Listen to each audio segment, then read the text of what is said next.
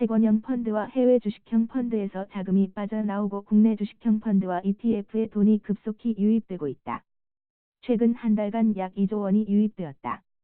이렇게 돈이 유입되면 이를 운용하는 기관이 주식을 사야 하는 유인이 생긴다. 그래서 최근 기관은 주식을 순매수하고 있다. 외국인은 이번 달 들어 1조 넘게 팔면서 4개월 연속 팔자 행진을 이어가고 있다.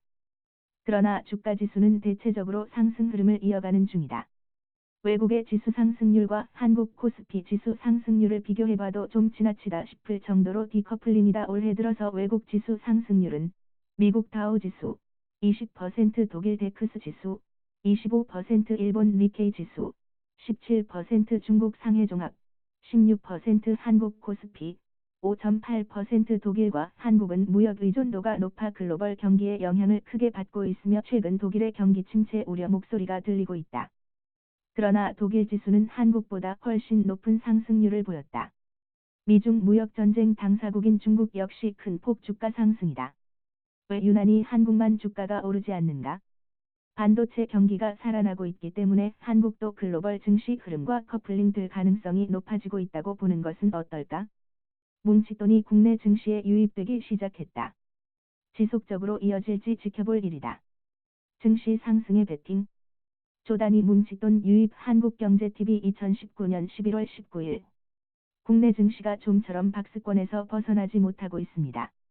미중 무역 협상이 긍정적인 분위기가 연일 이어지자 미국 증시가 연일 고공행진하는 것과 극명한 온도차가 나는데요. 하지만 최근 국내 주식형 상품의 자금 규모가 급격히 늘고 있어 향후 증시 상승 기대감이 높아지고 있습니다. 증권부 김원규 기자와 함께 하겠습니다. 김 기자, 국내 증시 상승 기대감이 관련 상품에 대규모 자금이 유입되고 있다고요. 최근 한 달간 국내 주식형 ETF에 1조 5천억 원의 자금이 유입됐고 주식형 펀드에도 5천억 원 이상의 뭉칫돈이 들어왔습니다. 반면 주로 안전자산에 투자하는 국내 채권형 펀드에서는 1조 4천억 원이 빠져나가며 대조적이었습니다. 여기에 규모는 많지 않지만 해외 주식형 펀드에서도 2,700억 원의 자금이 유출되며 글로벌 시장에 대한 기대감이 다소 줄어들었습니다. 이런 흐름은 사실상 국내 증시 상승을 기대한 투자로 보여집니다. 그 배경에 대해 어떤 진단이 나오나요? 그간 글로벌 증시 상승에도 불구하고 국내 증시가 좀처럼 오르지 못했습니다. 하지만 이런 투자자들의 움직임은 글로벌 증시 상승에 편승할 수 있다는 기대감이 작용한 것으로 풀이됩니다. 실제 미국 세 대 지수 모두 올해 20% 이상 올랐습니다. 특히 상대적으로 상승폭이 크지 않았던 다우존스 지수도 간밤 소폭 올라 28,000대를 기록해 사상 최대치를 경신했습니다. 글로벌 주요 지수도 마찬가지 행보입니다.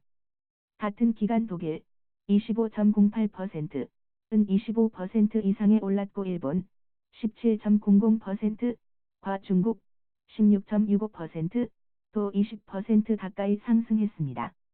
이에 반해 코스피의 상승률은 5.86%에 불과해 글로벌 주요 지수와 상반된 모습입니다. 하지만 증권업계는 국내 증시 역시 글로벌 증시의 흐름을 따라갈 것으로 보고 있다는 거죠. 글로벌 증시 상승을 이끈 업종을 눈여겨볼 필요가 있다는 분석이 나옵니다.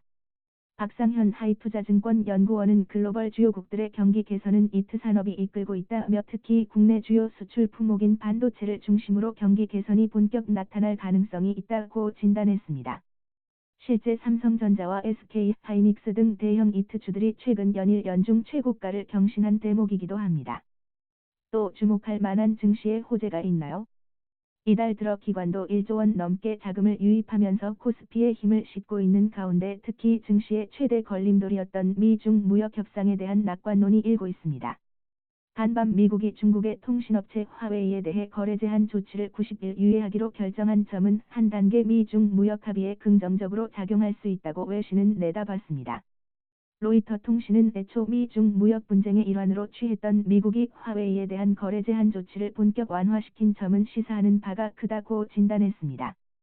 대외 리스크까지 줄어드는 상황이지만 그럼에도 주의해야 할 점이 있다면요. 단기적으로는 홍콩의 시위가 주요 변수가 될 전망입니다. 이미 시위 사태가 연일 확산되면서 자국 경제에도 악영향을 미치며 3분기 GDP가 지난해 대비 3.2% 감소했습니다. 이로써 지난 2분기에 이어 2개 분기 연속 줄어든 셈입니다. 홍콩의 경우 한국의 4위 수출국으로 홍콩 경제의 악화는 국내 기업에 타격을 줄 가능성이 적지 않습니다. 아울러 홍콩에 이어 유럽 최대 경제국인 독일의 경제 성장률까지 둔화되면서 자칫 글로벌 경기 침체, 이른바 알레 공포가 중장기적으로 증시의 최대 리스크될 것이란 우려감이 커지고 있습니다. 그간 고공행진하던 글로벌 증시의 훈풍을 받지 못했던 국내 증시가 본격 반등에 나설 수 있을지 시장에 관심이 모아지고 있습니다. 예스24 http www.yes24.com/24/고즈즈 알라딘 https www.alladin.co.kr/샤프